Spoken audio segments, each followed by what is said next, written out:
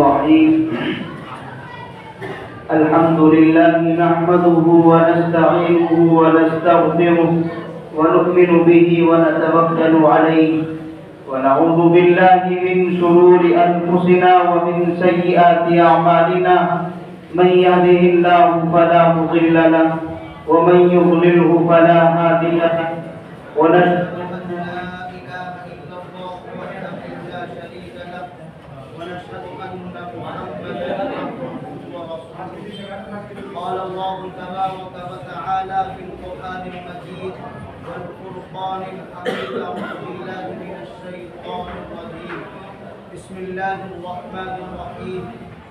يا أيها الذين آمنوا كتب عليكم الصيام كما كتب على الذين من قبلكم لعلكم تتقون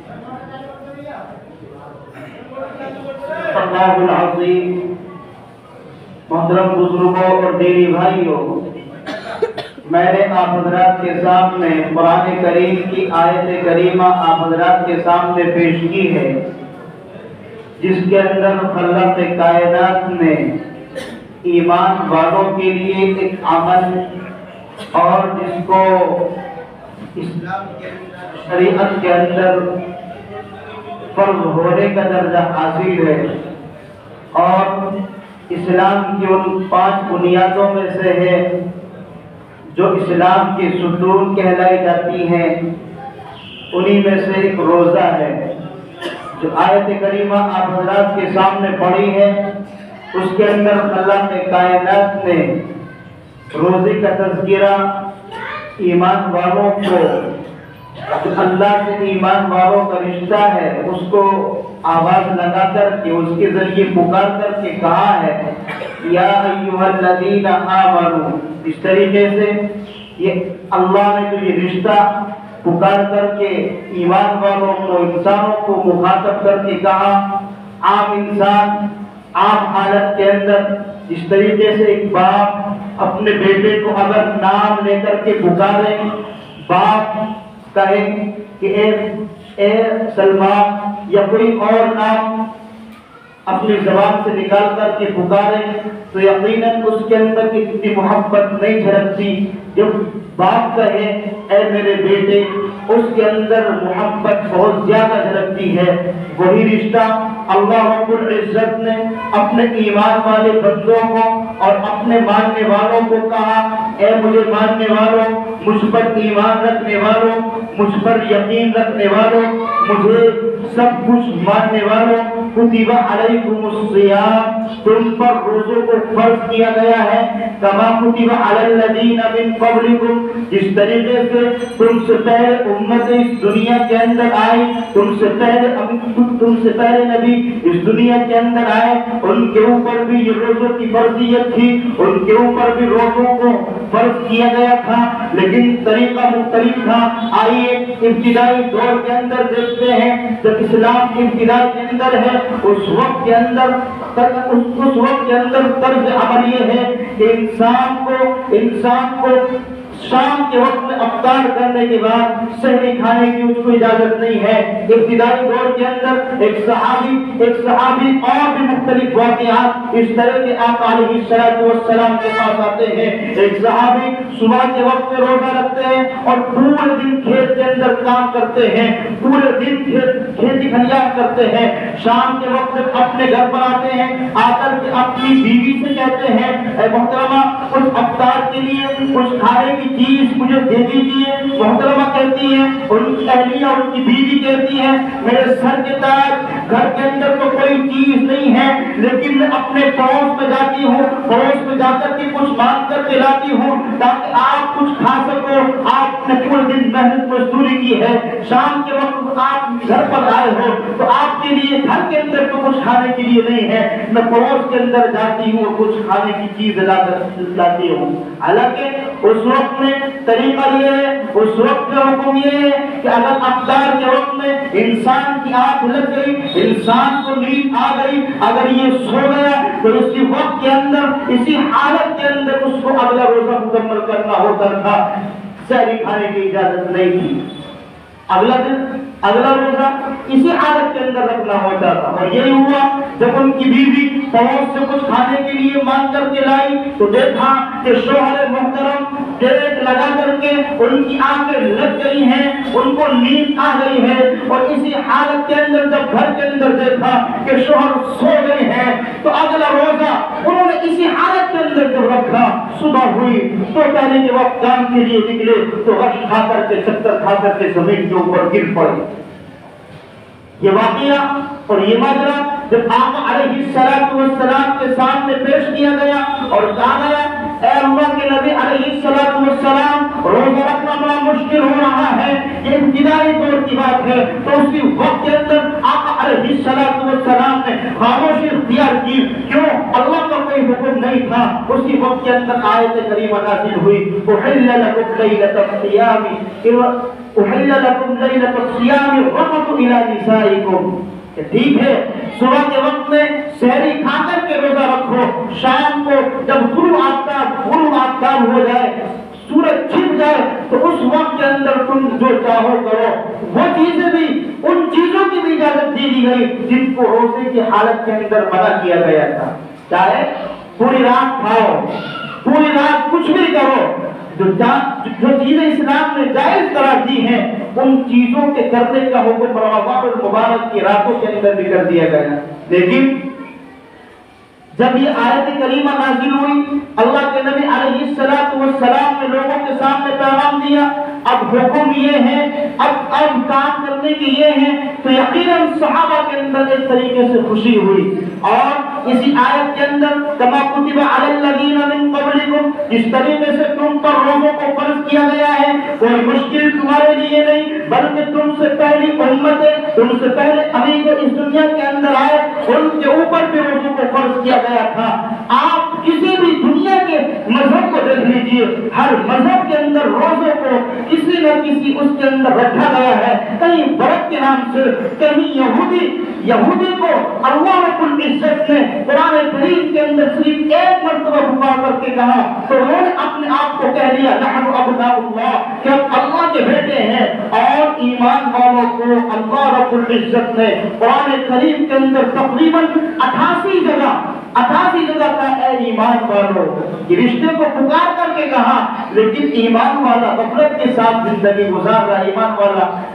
اللہ کی طرف آنے کے لیے تیار نہیں ہے۔ بہرحال کما کتب علی الذین من قبلکم، جس طریقے سے پہلی امتوں کے اوپر فرض کیے گئے تھے تم پر بھی فرض کیے گئے ہیں، لیکن تمہارے لیے بہت سہولتیں ہیں، تمہارے لیے بڑی آسانیاں ہیں۔ اب آسانیاں کیا ہیں؟ اس طریقے سے ہم آپ دیکھتے ہیں آج کے دور کے اندر نہ جانے کیسی کیسی چیزیں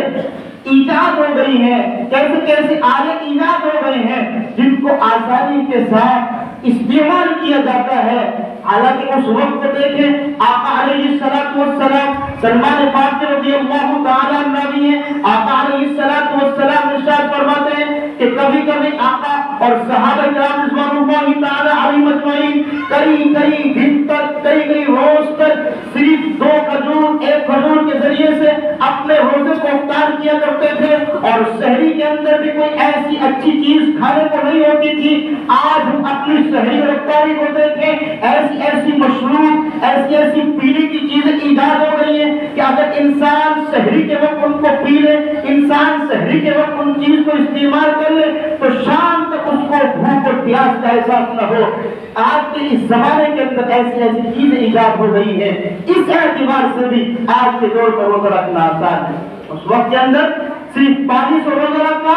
کھجور کے ذریعے سے روزہ افطار کر لیا، کئی دنوں تک آقا علیہ السلام نے اس طریقے سے کیا ہے۔ اور آج اتنی آسانیاں، صبح کے وقت میں بھی دیکھو دسترخوان بالکل بھرا ہوا ہے، شام کے وقت میں بھی دیکھو دسترخوان بالکل بھرا ہوا ہے۔ اللہ کی وہ نعمتیں جو عام دنوں کے اندر ایمان والے کو میسر نہیں، لیکن رمضان المبارک کے اس مقدس مہینے کی برکت سے اللہ نے ایسی نعمتیں اس کے دسترخوان پر بھیجی ہیں کہ انسان اس کا تصور بھی نہیں کر سکتا۔ میرے بھائیوں، یہ روزہ امت محمدیہ پر فرض کیا گیا ہے،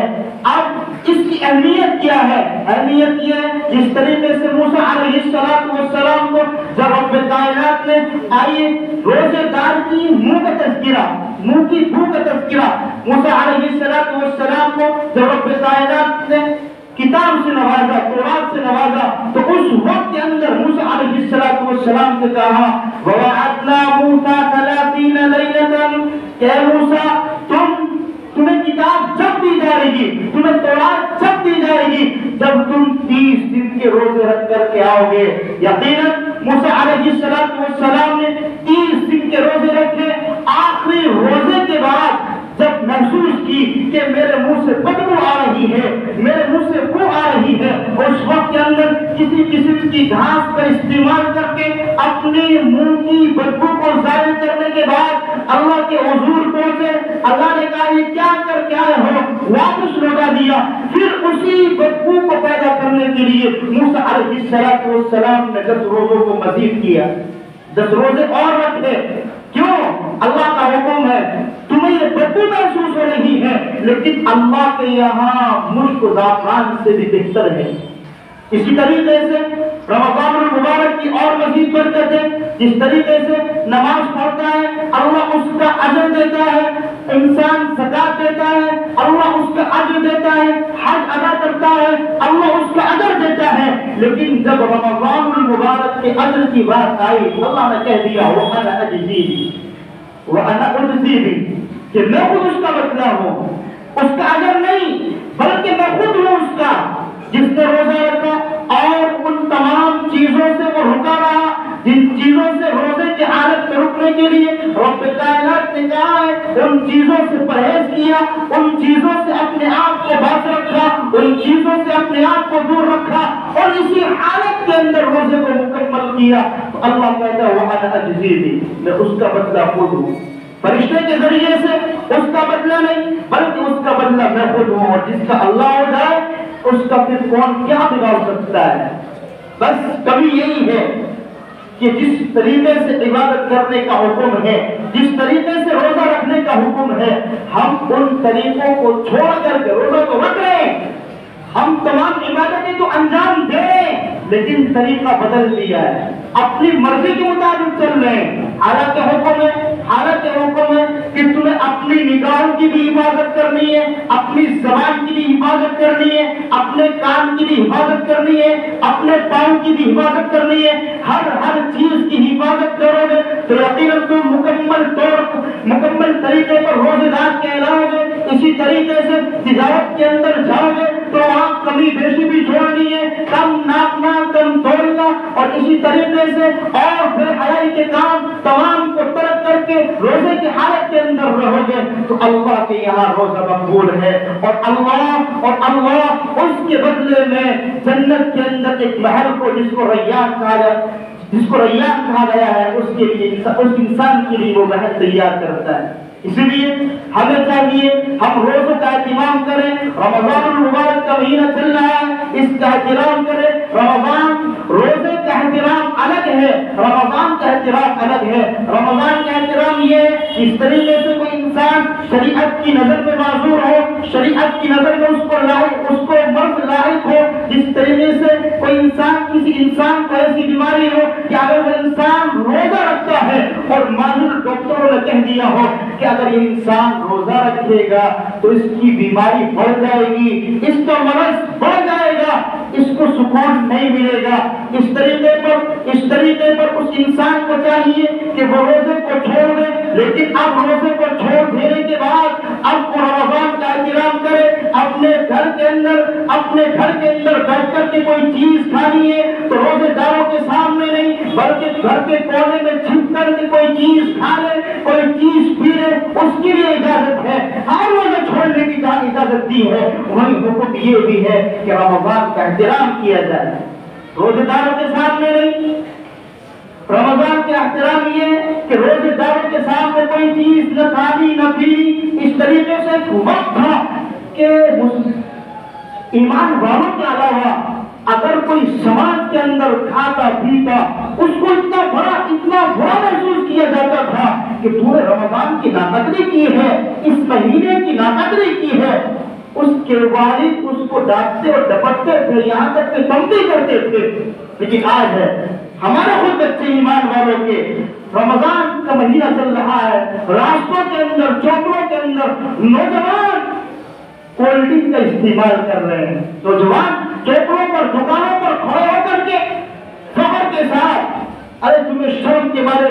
ڈوب کر کے مر جانا چاہیے تھا. کیا تمہاری غیرت، کیا تمہارا ایمان اسی چیز کی اجازت دیتا ہے کہ تم رمضان کی ناقدری کرو؟ اس لیے اپنے نوجوانوں سے مخاطب ہو اور ہر اس باپ سے مخاطب ہو جس کی اولاد جوان ہو چکی ہے کہ اگر تم باپ ہو تو ایک بہترین باپ بنیے، اگر ایک اولاد ہو تو ایک نیک صالح اولاد بنیے. رمضان کا احترام کیجیے، روزے کا احترام کیجیے، روزے کی پابندی کیجیے. ایک روزہ اگر آپ نے چھوڑ دیا، پوری زندگی روزے رکھتے رہنا، اس کا ثواب اللہ رب العزت اس کے اجر کو اس وقت تک بھی نہیں پہنچ سکتے. ایک روزہ چھوڑا، پوری زندگی روزے رکھنا، اس کا اجر آپ کو نہیں مل سکتا. اس لیے آخر میں یہ کہوں گا کہ روزوں کا احترام کرو، رمضان کا احترام کرو. اگر معذور ہو تو ٹھیک ہے، آپ کو اجازت ہے کہ بعد میں روزے رکھ لیے جائیں، لیکن اگر معذور نہیں ہو تو روزوں کو مت چھوڑو. روزے کا احترام کرو، رمضان کا احترام کرو. باپ ہو تو ایک بہترین باپ کرو. اللہ سے دعا ہے کہنے سے زیادہ، سننے سے زیادہ عمل کی دولت سے مالا مال فرمائے. وآخر دعوانا الحمد للہ رب العالمین. سنت پڑھنے سے